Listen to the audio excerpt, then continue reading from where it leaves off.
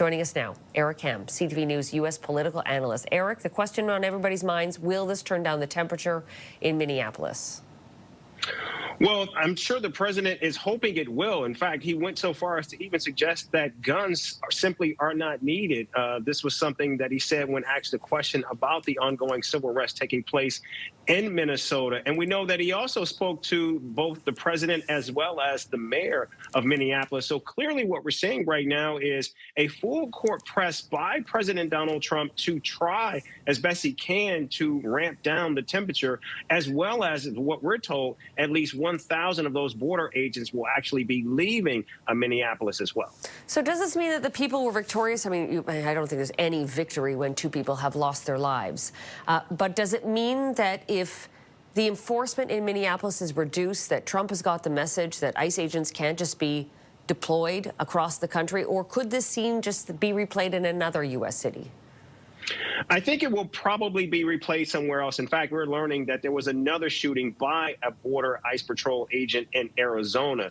And so clearly, I think what we're seeing here is there needs to be some wholesale changes to how Customs and Border Patrol agents operate. We have to remember, these are people who are actually trained to operate on the U.S. border, not going into American cities across the country. So a lot of what they're doing right now is way outside their mandate. They simply aren't trained for this. This is not what they are actually tasked with doing, going into actual urban areas, trying to act as a law enforcement entity, even though they have perhaps the biggest budget of even the Department of Justice law enforcement operations. But clearly what we're seeing right now is the president as well as his team are in serious damage control, to say nothing of what we're seeing from Congress, where now you have Democratic leadership in the Senate calling for the impeachment of DHS Secretary Kristi Noem, as well as Democrats now saying they will not actually get behind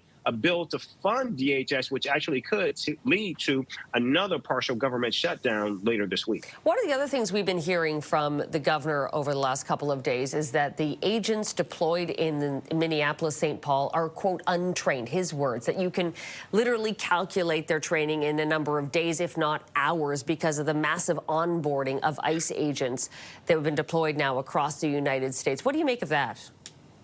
Yes, that's actually been a criticism of ICE Patrol, given the fact that we know that the Trump administration has been aggressively ramping up since the passage of the Big Beautiful Bill. We have to remember that legislation actually provided billions in new funding to ICE, and of course they were aggressively trying to bring people on, and we know as a result of that, much of the training time actually was dramatically reduced to try to get many of these agents on the streets as quickly as possible. And of course, now we're seeing the ramifications of that. Indeed. All right. Thank you, Eric. Eric Ham, CTV News U.S. political analyst.